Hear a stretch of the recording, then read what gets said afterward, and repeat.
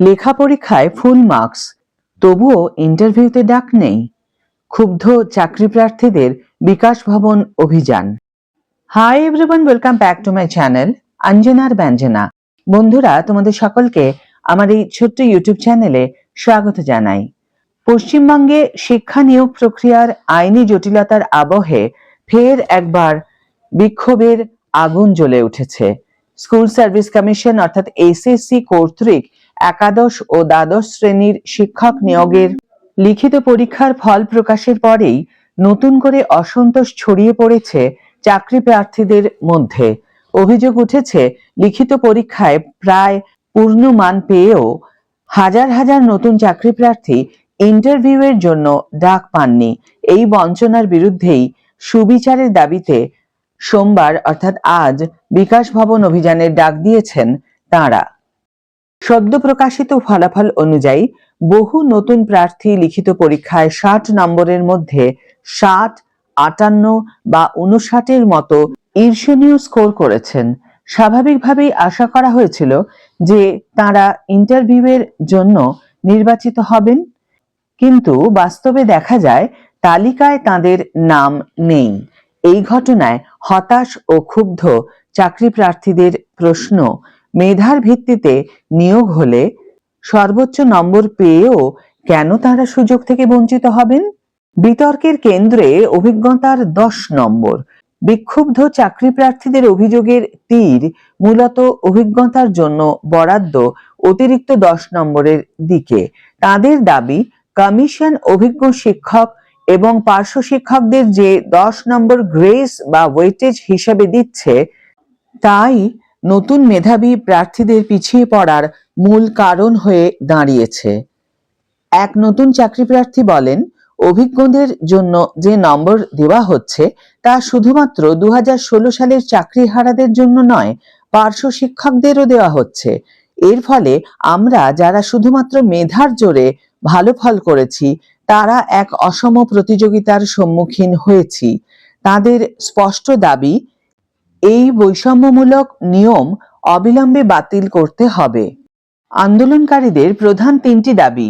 বিকাশ ভবন অভিযানে নামার আগে চাকরি প্রার্থীরা তাদের মূল ৩টি দাবি সামনে এনেছেন। দাবিগুলি হল: ১. অভিজ্ঞতার নম্বর বাতিল। নিয়োগ প্রক্রিয়ায় মেধার স্বচ্ছ মূল্যায়ন নিশ্চিত করতে অভিজ্ঞতার জন্য বরাদ্দ ১০ নম্বর বাতিল করে নতুন করে তালিকা প্রকাশ করতে হবে। ২. স্বচ্ছতা ও ওএমআর শিট প্রকাশ। সমস্ত প্রার্থীর ওএমআর শিট প্রকাশ্যে আনতে হবে, যাতে নিয়োগ প্রক্রিয়ায় পূর্ণ স্বচ্ছতা বজায় থাকে এবং কেউ নিজের মূল্যায়ন নিয়ে অন্ধকারে না থাকেন। ৩. শূন্য পদ বৃদ্ধি। নবম, দশম এবং একাদশ দ্বাদশ শ্রেণীতে শূন্য পদের সংখ্যা বাড়িয়ে মোট ১ লক্ষ করতে হবে, যাতে আরও বেশি যোগ্য প্রার্থী চাকরি পেতে পারেন। আন্দোলনকারীদের হুঁশিয়ারি, তাদের এই দাবিগুলি দ্রুত মেনে না নেওয়া হলে আগামী দিনে আরও বৃহত্তর আন্দোলনের পথে হাঁটতে বাধ্য হবেন তারা। শিক্ষামন্ত্রীর আশ্বাস ও পরিসংখ্যান। এই উত্তপ্ত পরিস্থিতির মাঝে রাজ্যের শিক্ষামন্ত্রী ব্রাত্য বসু সোশ্যাল মিডিয়ায় চাকরি প্রার্থীদের আশ্বস্ত করেছেন। তিনি লিখেছেন, ডিসেম্বরের মধ্যে নিয়োগ প্রক্রিয়া সম্পূর্ণ করা আমাদের অঙ্গীকারের স্বচ্ছ, সুদৃঢ় ও দায়বদ্ধতার আরেকটি উজ্জ্বল দৃষ্টান্ত। তাই চাকরি প্রার্থীদের প্রতি আমাদের আন্তরিক বার্তা, ভরসা রাখুন, ভরসা থাকুক। অন্যদিকে কমিশন সূত্রে খবর, প্রায় ২০,৫০০ জন প্রার্থীকে ইন্টারভিউয়ের জন্য ডাকা হয়েছে, যার মধ্যে প্রায় ৯,৫০০ জন নতুন। অর্থাৎ নতুনদের একেবারে সুযোগ দেওয়া হয়নি তা নয়, কিন্তু বিক্ষুব্ধদের পাল্টা যুক্তি, মেধা তালিকায় এগিয়ে থাকা সত্ত্বেও শুধুমাত্র অভিজ্ঞতার নম্বরের মারপ্যাঁচেই তারা পিছিয়ে পড়েছেন।